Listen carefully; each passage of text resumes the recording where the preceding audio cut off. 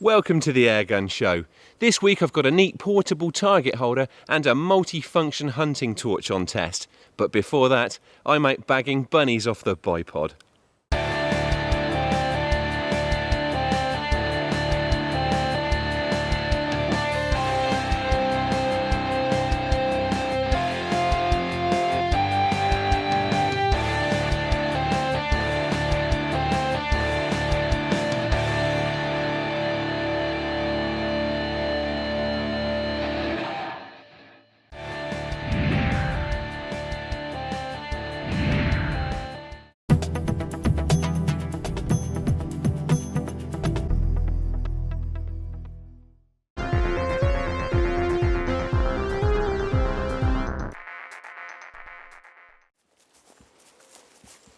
Right, I'm out after rabbits this evening, and today we've had a drop of rain after a very long, hot, dry spell, and I'm hoping that's going to amount to really good conditions.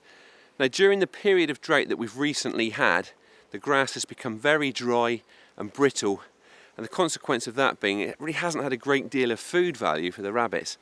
Now, after today's rain showers, I'm hoping that the grass will have just softened up a little bit. In all honesty, it's already looking a little bit greener, and I'm hoping that that will make the rabbits more inclined to come out and feed very hard this evening as the light starts to dim. Right, well, before I settle into position, when we'll want to stay as still and quiet as we possibly can, I just talk a little bit about the equipment and the tactics for tonight. Now, the gun is the Daystate Red Wolf, fantastic electronic Daystate, very consistent gun. I had it on review a few weeks ago. We've used it for one hunting session since. That went very well, so I've got it out again this evening. Apart from being electronic, fantastic electronic trigger. It's got 10-shot magazine, side lever action, very quick, very slick. So if I need quick follow-up shots, I know they're at the ready. Such an accurate gun's going to lend itself very well to tonight's tactics, which is going to be, I'm going to be shooting prone off the bipod, so I should be able to extract every ounce of accuracy from this gun from that position. The scope is the MTC Mamba Light. Scope I really like, firstly because it is a relatively compact scope, so it doesn't add too much weight and bulk to the combo. Very bright optics.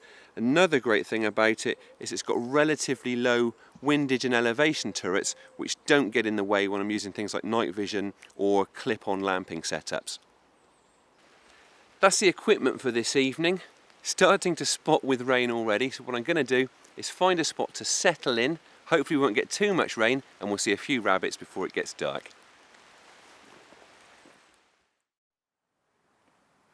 Well, we did get another drop of rain, but it hasn't amounted to very much. The ground's still actually pretty dry, certainly dry enough for me to be able to lay down here pretty comfortably. And it actually looks like it might be trying to brighten up a little bit. And in all honesty, if anything, that drop of rain should probably improve our chances of seeing a few rabbits. I've tucked myself down very low, just below a gentle brow, to give myself as much concealment as I can.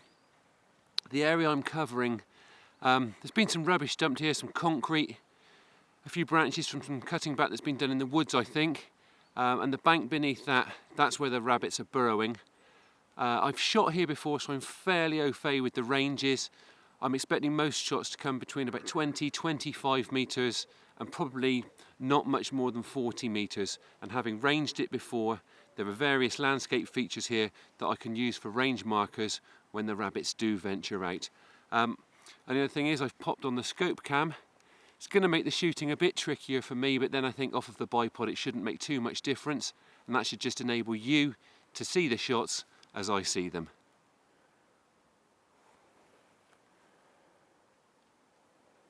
Of course, if we're going to get any shots, we're going to need the rabbits to cooperate. This sort of approach is always a waiting game, which demands patience. Thankfully, I don't have to wait to take too long before the first rabbit of the session ventures out within range, and it's time to get the scope cam rolling.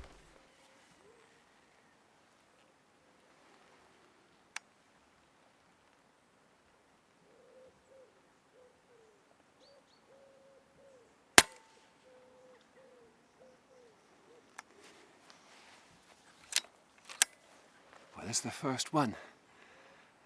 That one emerged over by the rubble. I don't know what it was, probably about 35 metres. hit it with a really solid headshot. Probably about 3/4 grown rabbit, really good one for the pot.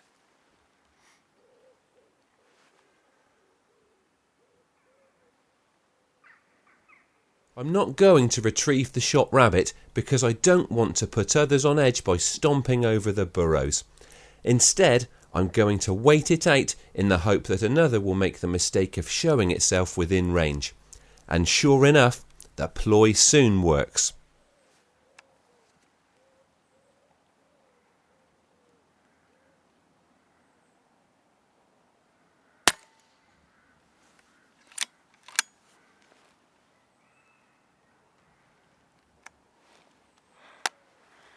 I thought we were going to get two then.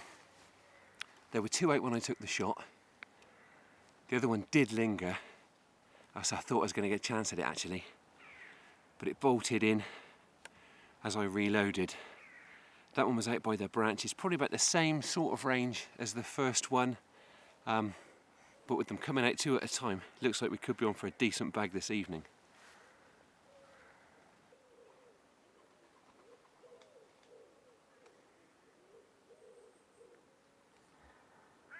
Dusk is a prime time for rabbit shooting, and as the light starts to fade, another rabbit emerges from behind the branches and trundles over towards the rubble where it offers a clear shot.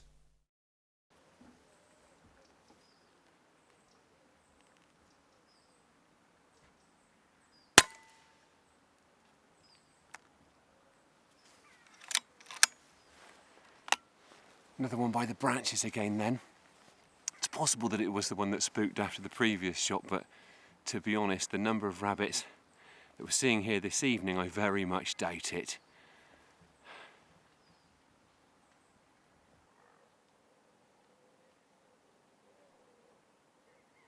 Shooting prone keeps you off the skyline, which makes it harder for rabbits to spot you, but it can get uncomfortable. The discomfort isn't so much of a problem when you're getting plenty of shots though.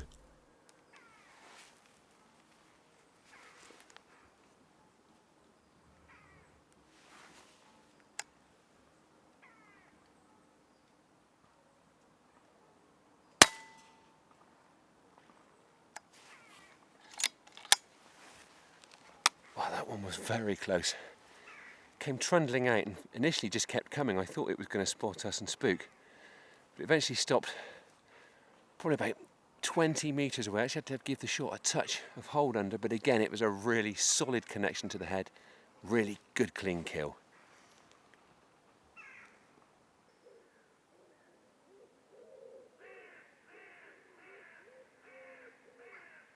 Another reward for putting up with the discomfort of sprawling out on your belly is getting nice stable shots from the prone position. And I'm certainly getting a few during this evening's session.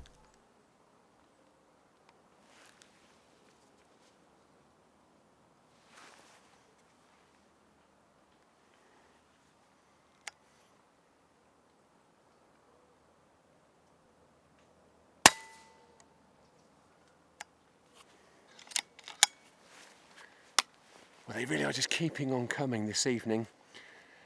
That one I estimated between 25 and 30 metres. Again, I gave the shot just a touch of hold under, and at this range, off of the bipod, there really is no excuse for missing with this combo. It's bang on the money.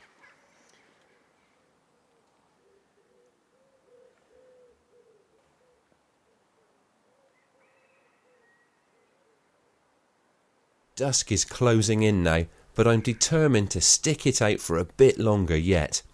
It's one of my favourite times to be out shooting, and the MTC Mamba Light scope is still pulling in enough light to produce a sharp sight picture.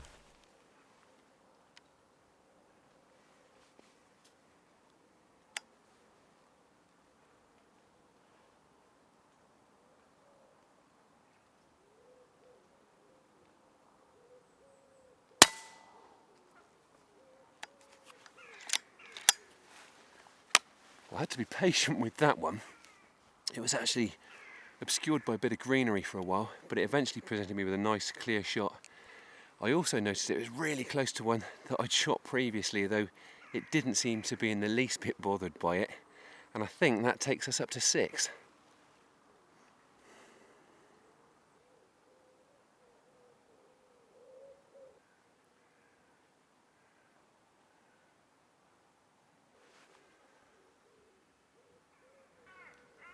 Right, well, it's starting to get dark now, so I'm going to wrap it up because I want to be able to get these rabbits picked up and paunched before it is too dark to see what I'm doing. Pleased with how it's gone. We've had half a dozen rabbits in a relatively short session. Haven't had to wait around too long. That said, I am starting to get pretty uncomfortable now, so I'll be glad to start moving about again. So let's get these rabbits picked up.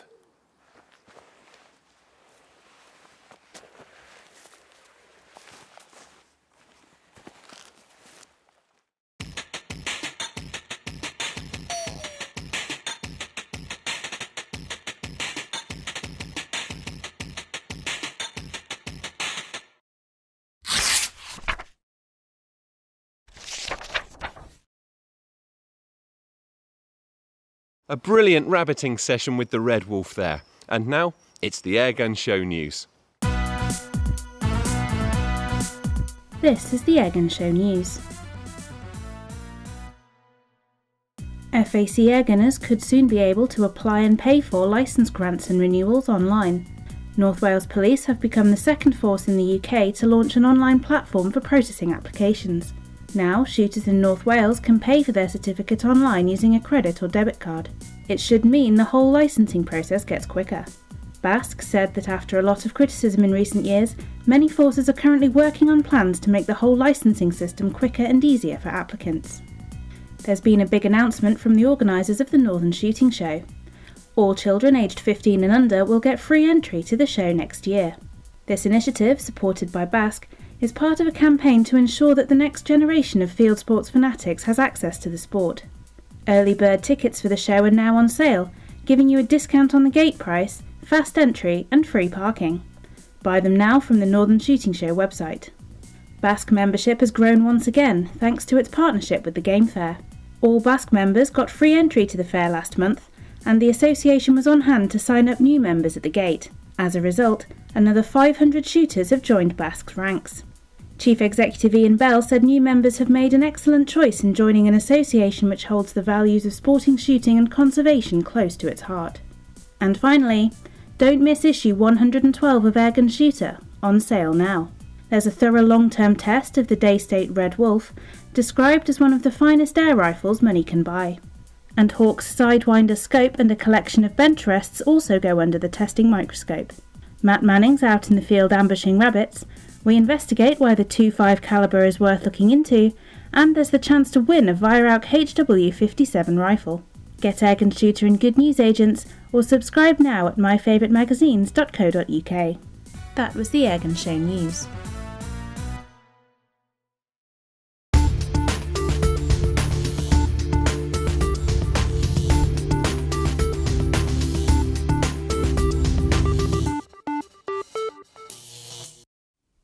We've got a couple of brilliant products from the Photon Shop on the bench this week, and the first one is a fantastic little kit bag item that we get asked about all of the time.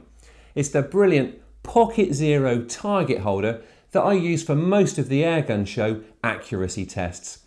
I did actually think that this great little product had been discontinued, but I'm pleased to say that it's recently been relaunched by Impact Kinetics.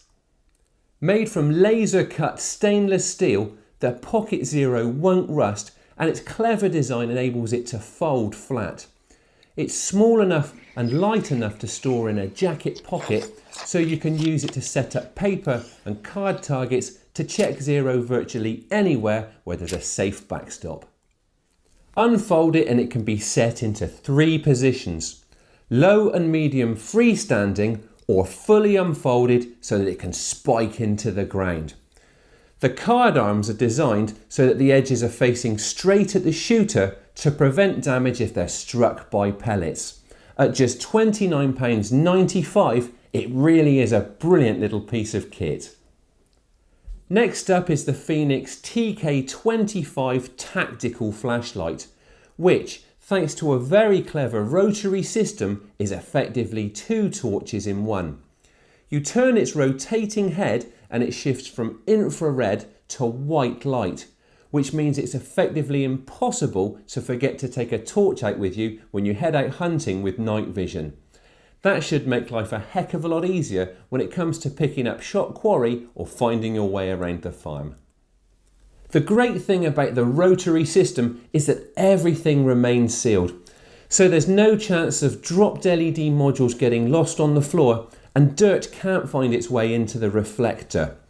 The infrared version costs £99.95, and Fenix also makes a model that shifts between white, red and blue light for £89.95. If you do opt for the infrared version, you can always buy Fenix filters for £7.95 each to change the colour of the basic white light. Apart from being able to switch between LEDs, the TK25 also enables you to change power levels. The main tail switch switches it on and off, while the smaller one shifts between 4 power levels from 15 to 1000 lumens. There's also a strobe function. At full turbo power, you get a beam that's effective out to over 200 meters.